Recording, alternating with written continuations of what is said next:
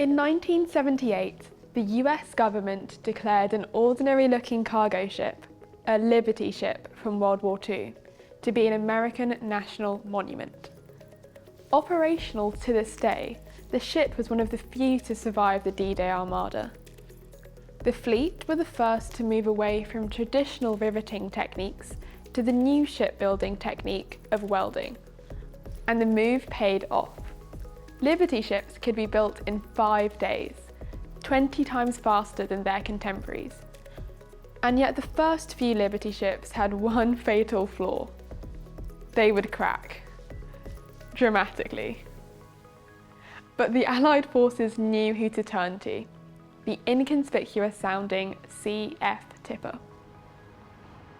Tipper was a world-leading scientist who had published over 80 papers.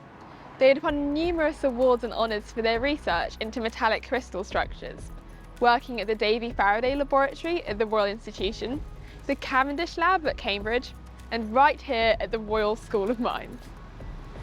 Their early work with aluminium crystals laid the bedrock for modern dislocation theory, and their later work pioneered the new technique of scanning electron microscopy.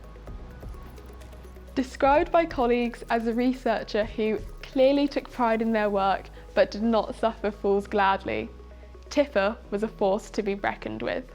But the C in Tipper stood not for Charles nor Christopher, but Constance.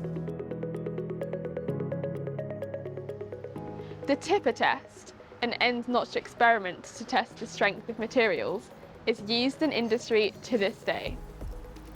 And their response to the Liberty ship problem, their work on brittle fracture theory, has been described as having doubles the payload of modern aircraft. But navigating the world of engineering research in the 20th century proved difficult as a woman, no matter how talented. So who was Constance Tipper, and why was her research so influential? What battles did she face, and how did she manage not only to survive, but to thrive as a scientist?